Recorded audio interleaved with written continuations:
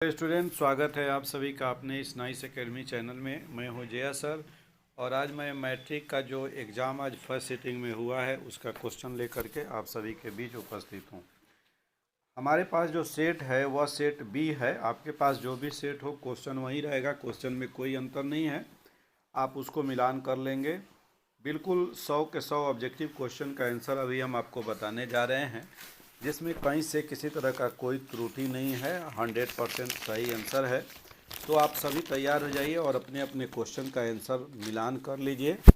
आज का पहला क्वेश्चन है, सेट बी है ये। यदि समानांतर श्रेणी का सामान्य पद 13-2n हो तो इसका सार्व अंतर क्या होगा। तो समानांतर श्रेणी का सामान्य पद है 13-2n। तो यहाँ n का वैल्यू 1 रखिए और 2 रखिए, फिर देखिए आपका समानांतर श्रेणी तैयार हो जाएगा। और इस तरह से यहाँ -2 आ रहा है, यानी सही ऑप्शन आपका हो जाएगा डी। नेक्स्ट क्वेश्चन है क्वेश्चन नंबर 2 आपके स्क्रीन पर। समानांतर श्रेणी एक दिया हुआ है, इसका कौन सा पद 0 होगा। तो n को आप 0 करके निकालेंगे तो n का वैल्यू यहाँ आ रहा है 22, यानी 22वां पद जो होगा वह क्या हो जाएगा इस एपी का 0, यानी आंसर आपका हो जाएगा सी। नेक्स्ट क्वेश्चन है स्क्रीन पे क्वेश्चन नंबर 3। एक समकोण त्रिभुज है जिसमें बी कोण जो है वह समकोण है और ए बी भुजा 12 सेंटीमीटर, बी सी 5 सेंटीमीटर और ए सी जो है वह 13 सेंटीमीटर है। तो साइन सी का मान क्या होगा। तो साइन थीटा बराबर होता है लंब बटा कर्ण, और यहाँ सी के लिए लंब जो है वह ए बी हो जाएगा और कर्ण 13 होगा, इसलिए साइन सी का मान हो जाएगा 12/13, यानी ऑप्शन नंबर आपका हो जाएगा यहाँ भी सी, 12/13। अगला क्वेश्चन है क्वेश्चन नंबर 4 स्क्रीन पे। यदि कॉस थीटा बराबर पी हो तो टैन थीटा का मान क्या होगा। तो टैन थीटा बराबर होता है साइन थीटा बटा cos theta. Cos theta P दिया हुआ है तो साइन का मान कॉस में निकल जाएगा,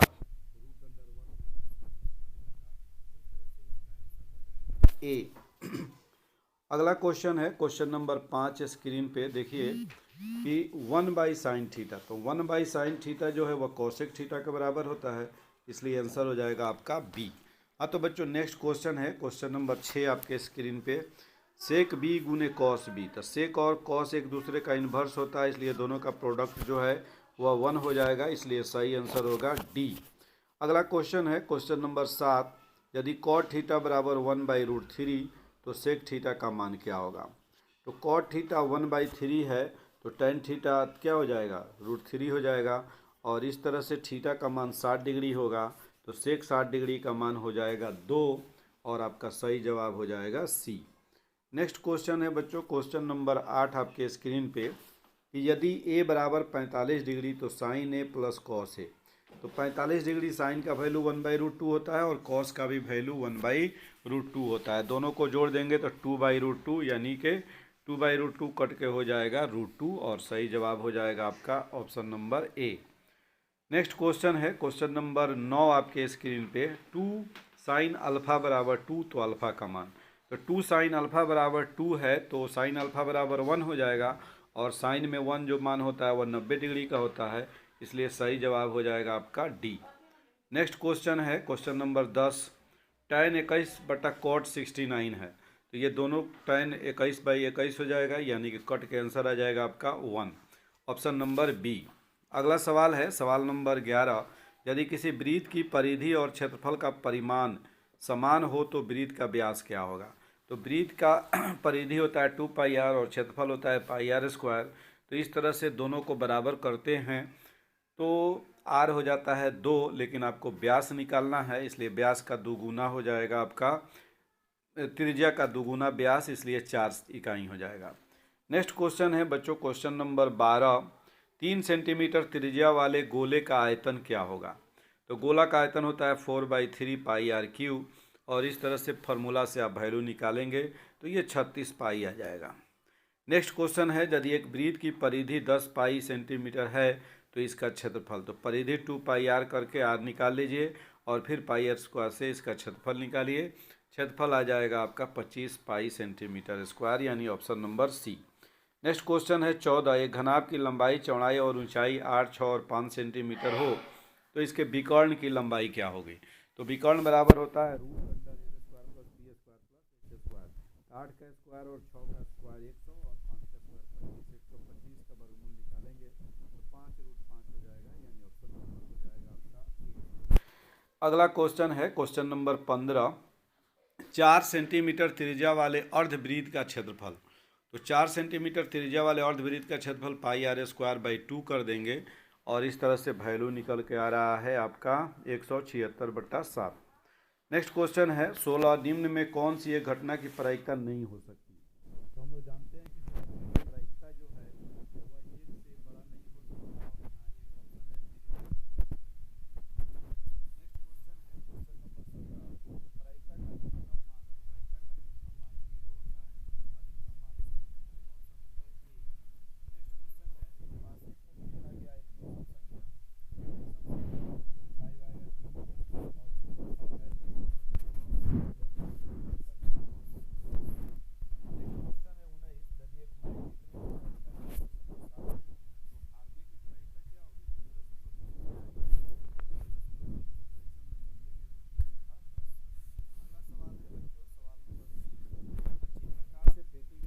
की गड्डी में से एक पत्ता यादृच्छिया निकाला जाता है तो काला रंग का बादशाह आने की प्रायिकता। तो देखिए काला रंग का बादशाह दूठ होता है और कुल पत्ते 52 होते हैं, तो 2/52 यानी 1/26 आंसर इसका हो जाएगा सी।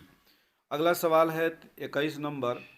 यदि त्रिभुज ABC और QRP दोनों समरूप है और दोनों के क्षेत्रफल का अनुपात जो है वह 9/4 है, AB 18 है, BC 15 है, तो PR का मान क्या होगा।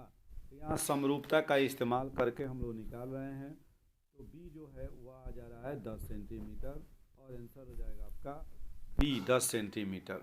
अगला सवाल है सवाल नंबर 22 आपके स्क्रीन पर।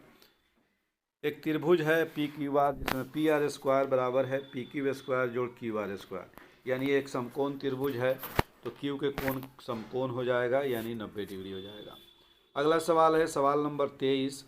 यहाँ जो है वह थेल्स प्रमेय पर आधारित है, तो यहाँ हम क्या करेंगे उसके अनुपात को बराबर करके x का वैल्यू निकालेंगे। तो इस तरह से x का वैल्यू निकल के आ रहा है 4 सेंटीमीटर, हमारा ऑप्शन हो जाएगा ए। नेक्स्ट क्वेश्चन है 24। यहाँ भी थेल्स प्रमेय से ही आधारित है और यहाँ पर ए का वैल्यू आएगा आपका 8 सेंटीमीटर, यानी ऑप्शन नंबर ए हो जाएगा। 25 नंबर क्वेश्चन है 6 सेंटीमीटर त्रिज्या वाले वृत्त पर खींची गई 2 समानांतर स्पर्श रेखाओं के बीच की दूरी।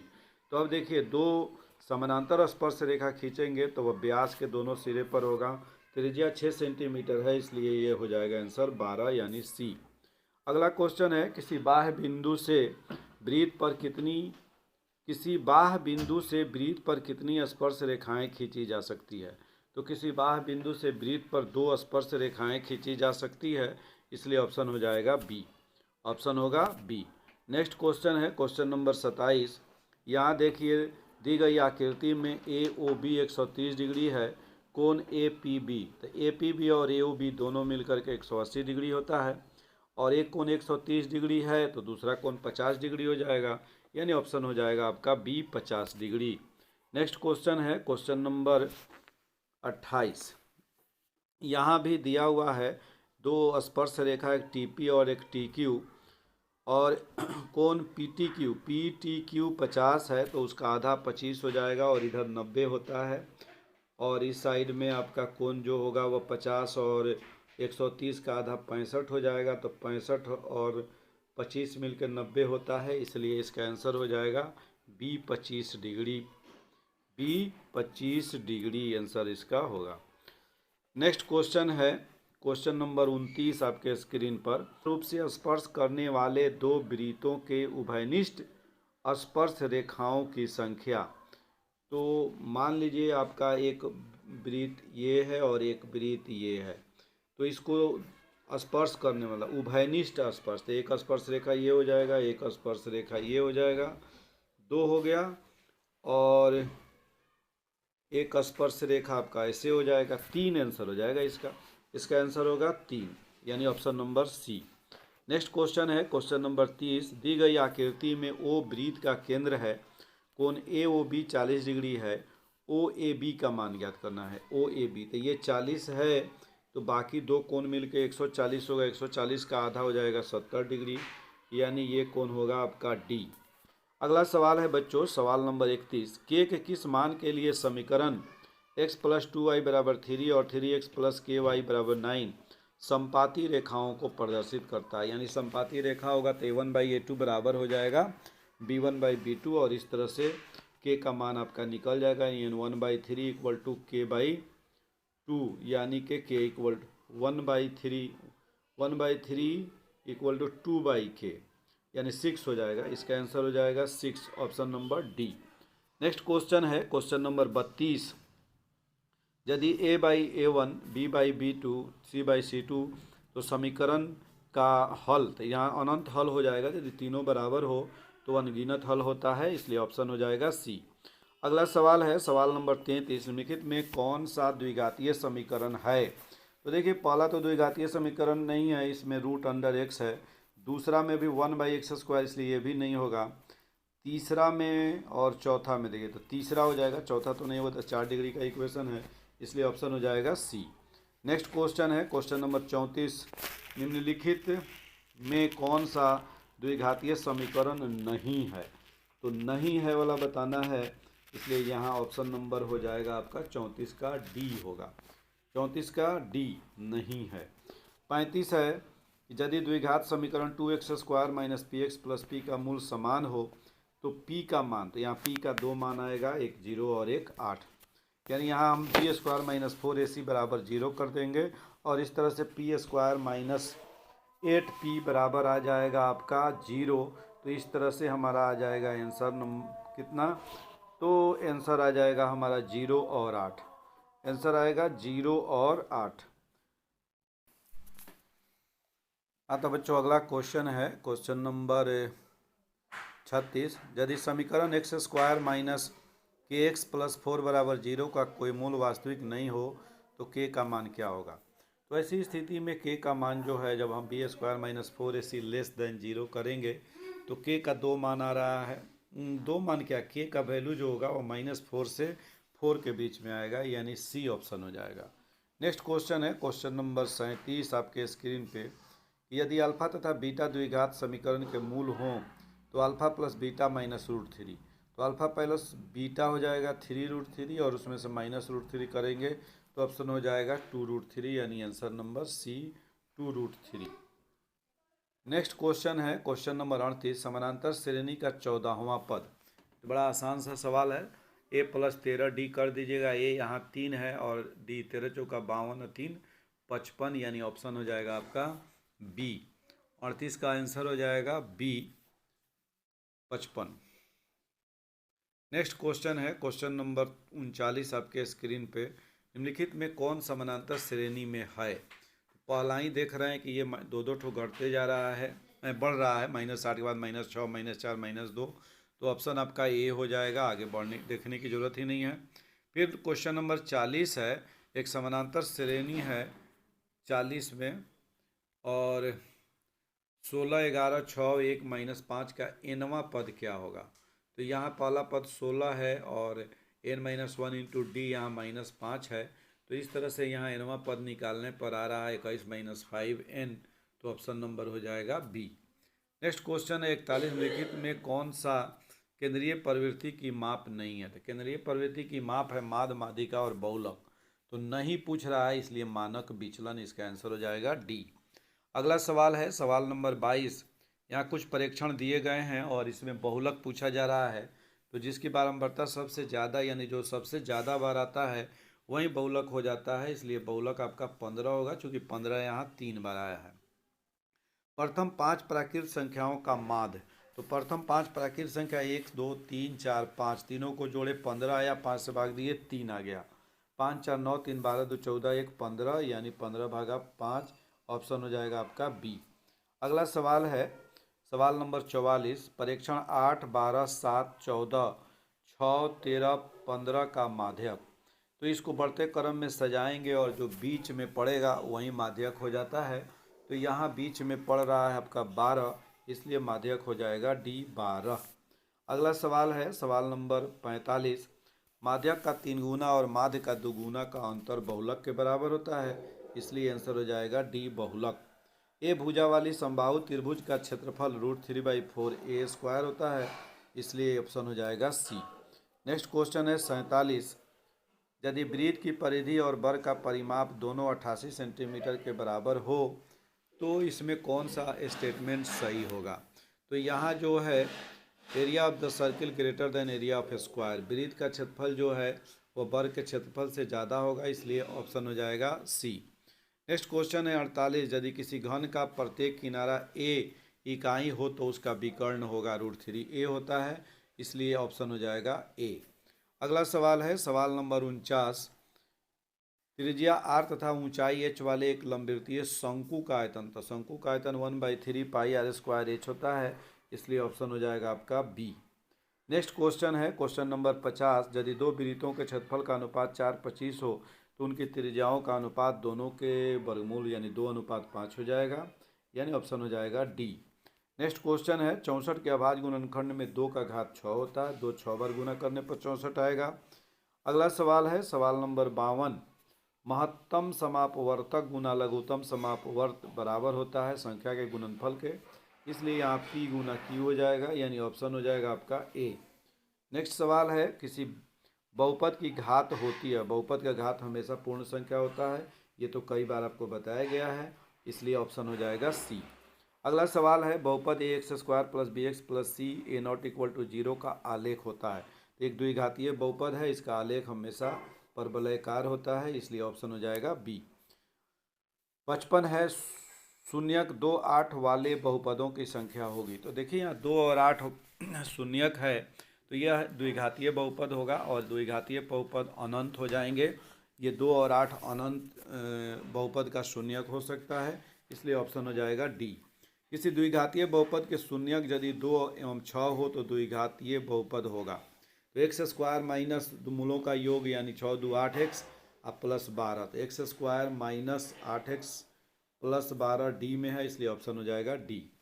नेक्स्ट क्वेश्चन है द्विघात बहुपद y² + 16y + 55 के शून्यक। तो यहाँ दोनों का गुणनखंड करके शून्यक इस बहुपद का निकालिएगा, तो 11 × 5 = 55, तो 11 + 5, तो ये पूरा प्लसे में आ रहा है, इसलिए आंसर होगा -5 1 -11। तो -5 -11 दोनों ऋणात्मक हो जा रहा है, इसलिए ऑप्शन हो जाएगा दोनों ऋणात्मक। अगला सवाल है 58 नंबर। यदि बहुपद 2x² + 5x - k के शून्यक एक दूसरे के व्युत्क्रम हो, यानी अल्फा गुने बीटा बराबर 1 हो जाएगा, यानी मूलों का गुणनफल 1 होगा, तो -1/2 बराबर हो जाएगा -k/2 बराबर 1, तो k बराबर -2, तो ऑप्शन हो जाएगा आपका बी। यहाँ अगला क्वेश्चन है 59 नंबर कि यदि px बराबर x² + 5x - 12 के तो p1 का मान, यहाँ 1 रख दीजिए, तो 1 + 5 6 - 12 यानी -6 हो जाएगा, ऑप्शन सी। नेक्स्ट क्वेश्चन है युग्म समीकरण का हल। तो 2 6 12 4, ये इसका एक हल होगा, a1/a2 ≠ b1 है, एक हल होगा। निम्नलिखित में कौन सी सबसे छोटी प्राकृत संख्या है। तो सबसे छोटी प्राकृत संख्या 1 है। निम्नलिखित में कौन सी परिमेय संख्या है। तो परिमेय संख्या है पूछ रहा है, तो √25 जो है ये परिमेय है, बाकी परिमेय नहीं है। अगला सवाल है सवाल नंबर आपका दिया हुआ है 63। निम्नलिखित में कौन सी अपरिमेय संख्या है। तो अपरिमेय संख्या जिससे रूट नहीं हटे, तो रूट नहीं हटेगा सी में से, तो 1/3 हो जाएगा रूट के अंदर, इसलिए आंसर हो जाएगा √9/27। नेक्स्ट क्वेश्चन है क्वेश्चन नंबर 64। यदि p और q दो अभाज्य संख्याएं हों तो उनका मसा, तो ये तो अभाज्य संख्या का प्रॉपर्टी है कि उसका मसा 1 होता है, इसलिए ऑप्शन ए हो जाएगा। नेक्स्ट है 65 की 0.13 है और इस पर एक रिंग है, तो ये 13/99 हो जाएगा, ऑप्शन नंबर सी। अगला सवाल है 18 और 72 का मौसा होता है, 18 चौका 72 होता है, इसलिए मौसा हो जाएगा 18। फिर नेक्स्ट क्वेश्चन है क्वेश्चन नंबर 67, √12 का परमेयीकरण गुणांक। तो √12 को यदि आप तोड़ते हैं तो 4 × 12, 4 का वर्गमूल 2, 2 √3, तो √3 बच रहा है, इसलिए √3 इसका परमेयीकरण गुणांक होगा ए। नेक्स्ट क्वेश्चन है क्वेश्चन नंबर 68। यदि p एक धनात्मक पूर्णांक हो तो धनात्मक सम पूर्णांक का रूप होगा। तो सम पूर्णांक का रूप होता है 2n यानी 2p हो जाएगा यहाँ। नेक्स्ट क्वेश्चन है क्वेश्चन नंबर 69, निम्नलिखित में किसका दशमलव प्रसार शांत होगा। तो शांत हो जाएगा इसका डी का आंसर हो जाएगा 19/80 इसका आंसर हो जाएगा डी। नेक्स्ट क्वेश्चन है 71 नंबर, यदि थीटा तथा फाई पूरक कोण हो तो मतलब एक थीटा होगा तो दूसरा 90 माइनस थीटा हो जाएगा। तो ये हो जाएगा sec theta equal to cosec phi. Next है sine square 75 degree plus sine square 15। तो sine square 15 cos 75 square cos square 75 के बराबर हो जाएगा, यानी sine square 75 plus cos square 75 1 हो जाएगा, इसलिए इसका आंसर हो जाएगा B1। Next question 1 plus tan square theta बराबर होता है सेक स्क्वायर थीटा, इसका भी आंसर हो जाएगा B। 2 sine square theta plus cos square theta, इसका आंसर हो जाएगा C। अगला है 5 cosec square theta minus cot square, 5 common ले लेंगे तो ये 1 5 इंटू 1 यानी 5। नेक्स्ट क्वेश्चन है 3 अल्फा इक्वल टू 180 डिग्री। तो अल्फा बराबर 60 डिग्री, कॉस 60 का वैल्यू होता है 1/2, इसलिए इसका आंसर हो जाएगा C। तो आइए अगला क्वेश्चन देखते हैं। 77 नंबर क्वेश्चन है कि ए साइन थीटा बराबर 1 तो बी कॉस थीटा बराबर 1 तो टैन थीटा का मान। तो टैन थीटा बराबर होता है sine theta by cos theta, तो यहाँ साइन थीटा 1/a हो जाएगा। अब आई 1/b बी ऊपर चला जाएगा, यानी आंसर हो जाएगा B/a, option number B. Next question है 78 1/√3 किसका मान है। तो 1/√3 साइन में तो होता है tan 30 डिग्री का मान है 1/√3। नेक्स्ट क्वेश्चन है क्वेश्चन नंबर 79, यदि sec theta plus tan theta x हो तो टेन थीटा का मान क्या होगा। तो sec theta plus tan theta बराबर एक्स है, तो आप sec theta minus tan theta का होल स्क्वायर करके निकालेंगे तो ये आपका आ जाएगा सेक एक्स स्क्वायर माइनस 1/2x, यानी 79 का आंसर हो जाएगा आपका B x square minus 1/2x। Next question है 80 नंबर क्वेश्चन कि sine square 5 plus 1/1 plus tan square. तो 1/1 प्लस टेन स्क्वायर का सेक स्क्वायर हो जाएगा, ये नहीं ऊपर आएगा कॉस हो जाएगा। तो sine square 5 plus cos square 5, ये हो जाएगा 1, ऑप्शन नंबर ए। वाई अक्ष पर के सभी बिंदुओं का भुज मतलब एक्स निर्देशांक, तो वाई अक्ष पर एक्स निर्देशांक 0 होता है, इसलिए 0 हो जाएगा। नेक्स्ट क्वेश्चन है 82 नंबर, समानांतर श्रेणी एक दिया है, इसका सार व अंतर। तो दूसरा में से पहला घटाइएगा 1/8 माइनस 0 तो 1/8 हो जाएगा। नेक्स्ट है 83, यदि समानांतर श्रेणी का सामान्य पद 5n-7 है तो इसका प्रथम पद, तो n का वैल्यू 1 रखिएगा तो 5 - 7 -2 हो जाएगा, यानी ये नहीं -2 यानी डी हो जाएगा, इसका आंसर हो जाएगा डी -2। नेक्स्ट क्वेश्चन है क्वेश्चन नंबर 84, बिंदु A 0-8 और B -12 0 को मिलाने वाले रेखाखंड के मध्य बिंदु का निर्देशांक। तो मध्य बिंदु का निर्देशांक में क्या करते हैं, x1 + x2/2 करते हैं। तो 12 + 0 6 -6 और -4 -4 किधर है, बी में है। नेक्स्ट है क्वेश्चन नंबर 85 आपके स्क्रीन पर कि यदि ए त्रिभुज ABC के शीर्षों के निर्देशांक दिए गए हैं तो इनके केंद्रक का, तो तीनों x को जोड़ करके 3 से भाग देंगे और तीनों y निर्देशांक को, यानी ऑप्शन नंबर डी सही होगा। अगला सवाल है 86, यदि बिंदु P 2 3 और 4 K और फिर एक R बिंदु है 6 - 3 संरेखीय है तो K का मान क्या होगा। तो यहाँ पर x1 × y3 2 - y3 plus x2 y3 - y1 plus x3 y1 - y2 करके हम जब 0 करेंगे और इस तरह से हम वैल्यू निकालेंगे तो हमारा वैल्यू जो आ रहा है वह 0 आ रहा है, इसलिए K का वैल्यू क्या हो जा रहा है 0, option number D. Next question है 87 नंबर, यदि त्रिभुज के शीर्ष तो इनका परिमाप होगा। तो शीर्ष दिया हुआ है तो तीनों भुजा निकाल लीजिए और तीनों भुजा निकाल करके दूरी सूत्र से उसको जोड़ दीजिए, जोड़ने पर ये आ रहा है 12 इकाई, यानी बी आंसर इसका हो जाएगा 12 इकाई। नेक्स्ट क्वेश्चन है क्वेश्चन नंबर 88, पी क्यू और आर से त्रिभुज का क्षेत्रफल। तो त्रिभुज के क्षेत्रफल का सूत्र लगाइए और सूत्र लगाने के बाद ये आ जा रहा है 12 वर्ग इकाई, यानी option number B. Next question है त्रिभुज के तीनों कोण का योग, तो लावागोली क्वेश्चन दे दिया आपको, 180 डिग्री होता है त्रिभुज के तीनों कोण का योग 180 डिग्री। अगला सवाल है त्रिभुज पी क्यू आर में पी क्यू बराबर पी आर और कोण क्यू 40 डिग्री है। यानी कहने का मतलब है कि यहाँ एक त्रिभुज है और त्रिभुज में पी क्यू बराबर है पी आर। ये अगर पी है, ये क्यू है और ये आर है, ये कोण इसके बराबर है और क्यू जो है वह 40 डिग्री है। तो ये 40 है तो ये भी 40 होगा। तो पूछ क्या रहा है, कोण पी 40 40 80, तो ऊपर वाला कोण 100 डिग्री हो जाएगा, यानी option number D. Next question है साइन 30 बटा कॉस 30 गुने कॉट 30। तो ये सब कॉट का वैल्यू रखेंगे तो कॉस बाई साइन कॉट के बचेगा 1, यानी ऑप्शन नंबर डी। अगला क्वेश्चन है question number 92, 1 minus tan square 45 degree.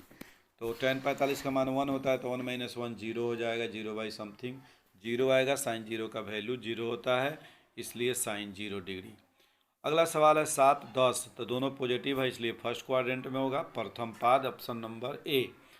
94 number है tan 45, तो 1 हो गया और tan 60 का वैल्यू √3 होता है, इसलिए 1:√3। अगला सवाल है सवाल x अक्ष पर स्थित किसी बिंदु के निर्देशांक।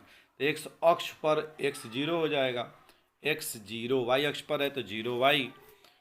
एक छड़ की लंबाई और उसकी छाया का अनुपात 1/3 हो तो सूर्य का उन्नयन कोण 30 डिग्री हो जाएगा। 1/√3 tan में 1/√3 30 डिग्री का वैल्यू होता है, इसलिए 30 डिग्री। मूल बिंदु से बिंदु r माइनस एक्स वाई की दूरी, तो √x² प्लस y², यानी ऑप्शन नंबर ए। 98 है बिंदु P 5 7 और Q 8 11 के बीच की दूरी। 8 माइनस 5 गया 3 का स्क्वायर 9, 11 माइनस 7 गया 4 का स्क्वायर 16 9 25, 5 इकाई हो जाएगा। इसका आंसर हो जाएगा बी। अगला सवाल है सवाल नंबर 99, रेखा y बराबर 4 का आलेख निम्न में से किस बिंदु से होकर जाएगा। 4 के बराबर दिया है y, तो एक अक्ष से 4 दूरी पर समानांतर रेखा जाएगा, तो जिसमें 4 अगर y निर्देशांक हो वही आंसर हो जाएगा। तो इसमें है 2 4, इसी से होकर जाएगा 2 4।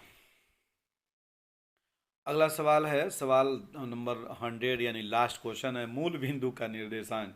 तो मूल बिंदु का निर्देशांक होता है 0 0, यानी ऑप्शन नंबर ए इस तरह से सही होगा। तो इस तरह से प्यारे बच्चों आज हम लोगों ने फर्स्ट सीटिंग का मैथ का क्वेश्चन का टोटल 100 में 100 क्वेश्चन किए हम लोग। आप लोग अपने अपने सेट से मिलान कर लीजिए, देखिए आपका कितना सही है। फिर हम मिलते हैं अगले सेट के साथ, अगले सब्जेक्ट के साथ। तब तक ओके बाय। और हाँ, यदि आप इस चैनल पे नए हैं कभी या आपने चैनल को सब्सक्राइब नहीं किया है तो सब्सक्राइब करके बेल आइकॉन को टच कर दीजिए, ताकि वीडियो डालते हैं उसका नोटिफिकेशन आपको मिल जाए। ओके बाय, फिर मिलते हैं अगले वीडियो में।